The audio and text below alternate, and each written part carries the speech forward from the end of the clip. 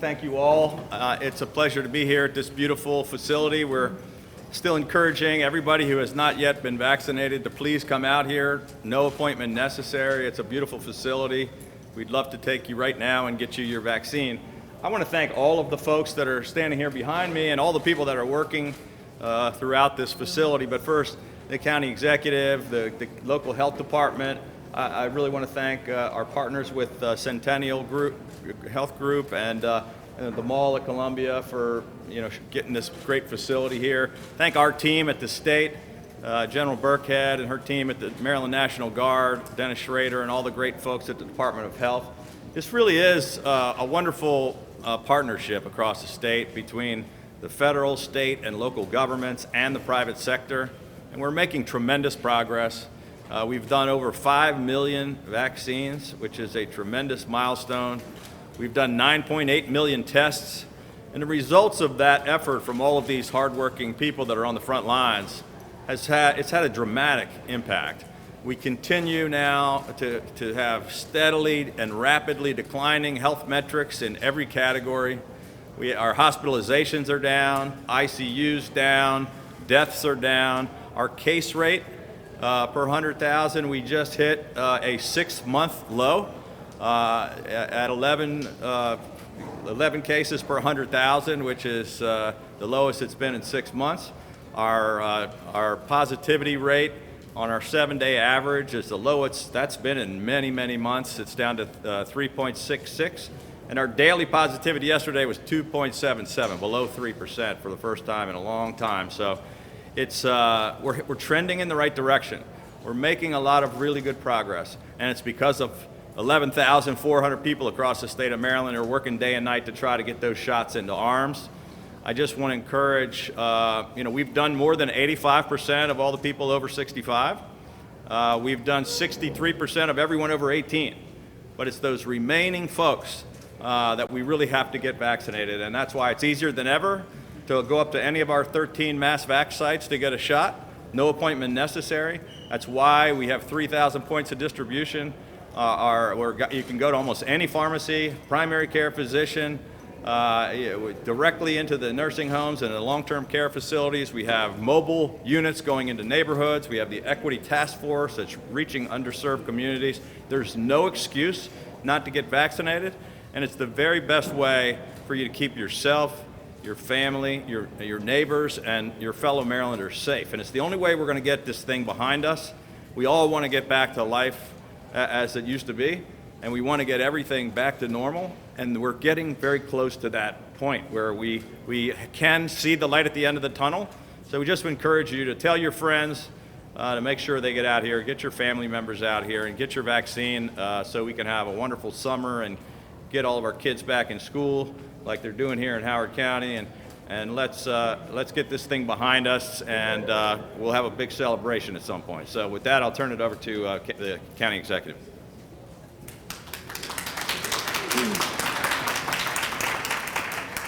Well, thank you all for coming here. I want to especially thank our health department, Mall in Columbia, Lord & Taylor, Centennial Medical Group, but really want to thank the governor and his team. These types of operations only happen because of partnership, because of collaboration, and that is the only way that we're going to beat COVID-19. This mass vax site is not only perfectly positioned between Baltimore and the DC suburbs, but being at the Mall in Columbia, a place where people from around the region come, we are going to be able to help be on the front lines of vaccinating folks not only in Howard County, but throughout the state and the entire region. Here in Howard County, we've been leading the way with about 73% of our residents already having their first dose, and these are residents who are 16 and over. We have about 100% of our 75 plus, our super seniors, about 100% of our educators vaccinated who wanted the shot. We are trying to make sure that we do our part to ensure that we can get back to, as the governor said, that sense of normalcy.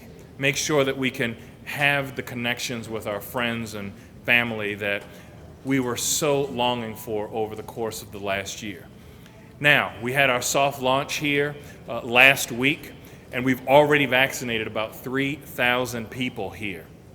As we ramp up, we're going to ramp those numbers up, and with nearly 150 people working here, we will ensure that when you come to the mall in Columbia, whether you're shopping, you're eating, you're just visiting, you'll be able to get the things that you need, but also get the shot to help us all get to a better, brighter future. So I just want to thank the entire team, the governor and his team, for helping to make this vision a reality for us all.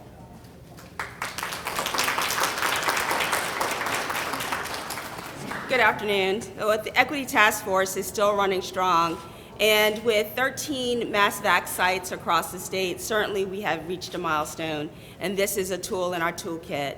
And I wanted just to point out to you the accessibility of this location and also the way this is set up here. From an equity standpoint, this is what we want to do. Cultural competence, when you walk in the door, the language is there for the different communities to see, to having different spaces depending on what your concern is to talk to someone. So Centennial has done it right here. I want to thank them for all those considerations and really being a partner, thinking this through and being intentional. So we're meeting people where they are. We will continue to drive through the Equity Task Force, being out in the community, partnering and ensuring that mass vax is a tool, but also getting into those communities. Thank you.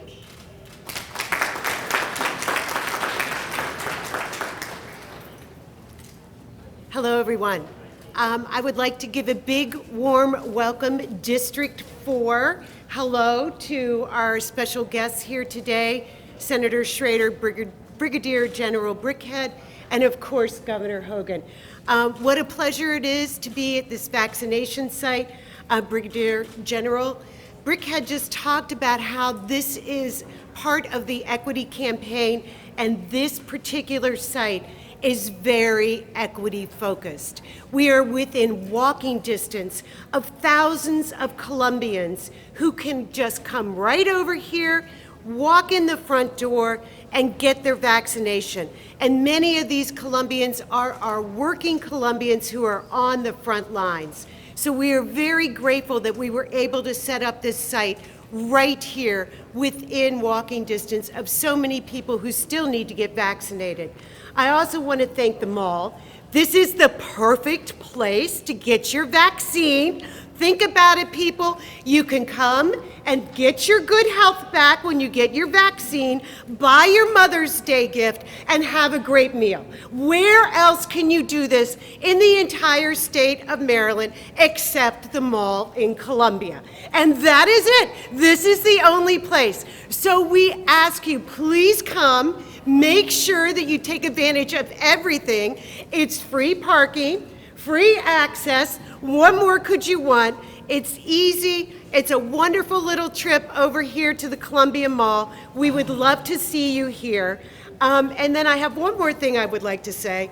And I want to make sure I say it right because I don't want anybody to be upset. But to paraphrase Governor Hogan, if enough of us get a vaccine, then we should be able to take our damn masks off.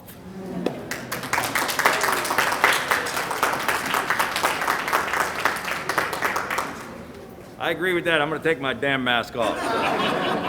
Thank you, Councilwoman. And you know, she made an excellent point when she said, come to the mall, do your Mother's Day shopping and go get a meal. When we were coming in, we actually had two women who were walking out. They had just gotten their vaccine. And the women said to me, do you know how to get to the Cheesecake Factory? So I wanted to follow them, but I think it's a good idea. Come down maybe tonight and have dinner if you missed lunch and get your vaccine. With that, we'd be happy to take a few questions. Governor, who are you finding to be the hardest groups of people to reach, and when do you expect to wind down mass vaccination sites like this one? Well, our goal has been all along, I've said since we first opened our first mass vac site, my goal was to put ourselves out of business, that we want to get as many of them done as we can in a short period of time and then start to wind them down. We are already starting to wind some of them down with respect to the number of hours or the number of days, and we've opened them all to no appointment necessary. And so we're going to continue as long as we can still get a steady stream of folks coming through. We want to keep them open, but we're reaching them in many different ways. Now that we've got the 3,000 points of distribution, all the work with the mobile vax sites, with the Equity Task Force, and with now being at every pharmacy and physician's office, it's very easy to get one. And so the need for the big ones is not going to be around forever, but we're going to keep them open as long as we still have some customers. And we're going to try to get people in. Governor Hogan, and this is a question for County Executive Ball as well. With the news today from Moderna about efficacy in 12 to 17-year-olds and the EUA for Pfizer looking likely for next week for younger teens, are you planning or do you see a need for a shift in messaging in your public confidence campaign to address parents who may be hesitant? As a matter of fact, what a great question, Kate, because we had a meeting with our whole entire team earlier this morning, and we were talking about that very subject. We're developing detailed plans for how to reach our 12 to 15-year-olds, and how do it's not just that group. We have 455,000 of them. We have strategies to go into middle schools and high schools and to convince parents. We actually have a problem in the ones that are like 18 to 30, is that the age group, where they're getting them at a much lower rate. And so we're going to change our kind of marketing strategy. A lot of people we're doing great with the older folks. So is the county executive here. They're doing a fantastic job. And then when you're 40s and 50s, people are pretty good. 20s and 30s is where our weak spot is. People are just like, I don't think I need it. I'm strong and healthy. Let me tell you, we have strong, young, healthy people being hospitalized every day, even with our improving numbers. These variants are still deadly. They're impacting younger people. We have people in their 20s, 30s, and 40s who are going into the hospital, and in some cases going into intensive care. So the people that think they don't need it are wrong. They need to come out and get vaccinated. So we want to encourage not just the younger kids, but those young adults to get out here and get vaccinated.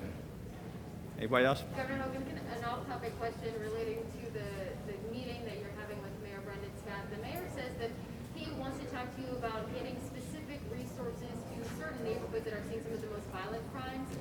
What type of resources are available from the state, and what do you hope to get out of this meeting next Thursday? We called the mayor and the police commissioner in to tell us what their crime plan is. We have provided $1.3 billion into Baltimore City for public safety, and I've met with now 4 mayors and 5 or 6 police commissioners in my 6 years as governor.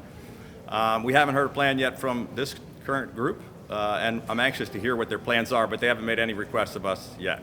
What type of resources are available in addition to what has already been provided? We can give you about a 20-page memo on all the resources that are available and have been available, but I'm not sure what it is that they need other than, implementing and coming up with a plan. I was just hoping to get the county executive too. Oh, I'm sorry, yeah. No, I'm sorry. On the local level, when you're talking with parents of these younger teens and even younger, looking ahead to September, are you seeing and hearing parents who don't want their kids or worried about getting their kids getting this vaccine? What do you say to them?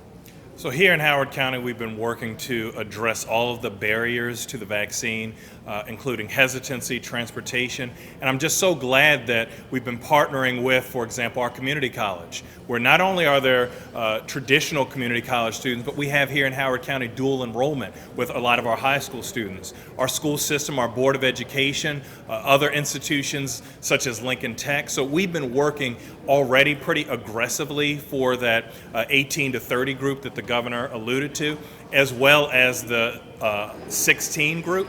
And in fact, just like the governor, we had a meeting this morning talking about hopefully, as we see the FDA potential approval of Pfizer coming very soon, how do we have not just an air game, so to speak, but a ground game to ensure that all of our young people get vaccinated and all of their parents and caregivers feel comfortable with the vaccine. So we are not only having a very intentional marketing campaign, but just helping them understand that we have resources like right here at the mall. When these young people are coming to the mall in Columbia and they're doing their shopping or what have you, it's very convenient to just get their vaccine. And we have many mobile clinics, and we built an infrastructure we were so successful in our census outreach, and we found that those hard to count populations are also often the hard to vaccinate populations. And so we are leading the edge with equity and ensuring accessibility, and we're going to continue to evolve as the FDA approval for younger and younger audiences comes online. Governor, I have one other question. I know you announced that state employees will be paid. Are there any other incentive programs in the works down the road? Well, we're encouraging incentive programs with our hospitals, with our nursing homes, and with other private sector companies to try to make sure that it's a great thing for companies to be focused on keeping their workers and their customers safe by making sure everybody gets vaccinated. So I think we're going to see some other incentives, but no additional incentives from the state that we're seeing at this point. I know a lot of companies have approached us about various levels of marketing things. You know, we've got, I think, Lito's Pizza wants to give out free pizza. We've got different restaurants that want to give you, hey, show you got a vaccine, you get a free drink, you get a free appetizer, a free dinner or something. All those things can help. If it's those folks that are just saying, yeah, I've been thinking about it, I just haven't gotten around to it, maybe I'll go because, I want to get a beer or a pizza. Governor, can I ask one more question about this? I know you talked a little bit about those three root causes that you think are causing some of the crime right now in the city, but what do you think why is the surge so bad this year compared to last year? And at this point, do you have confidence in the Baltimore Police Commissioner? Confidence in the what? The police commissioner. I'll reserve judgment on the police commissioner until after we see the crime plan at our meeting next week. Look, I'm rooting for them to be successful. I have had numerous long, lengthy meetings with the police commissioner when he was hired by the last mayor. We sat down for a couple-hour meeting in my Baltimore office where he presented a crime plan, and we gave him all of our suggestions on why we thought it could see a lot of improvement. They didn't take any of our suggestions, and crime hasn't improved. But we want to work together with them. We're going to continue to provide whatever backup and resources we can. All 5 state agencies are working with them. We've had surge things. We've brought federal, state, and local partners together. We invested tons of money. We pay for most of the operation. But they're just not getting the job done. And I think it's the lack of a coherent crime strategy. And part of that is, as I said, the turnover. And 4 mayors and 5 police commissioners in a 5 or 6 year period is not a great way to have consistency.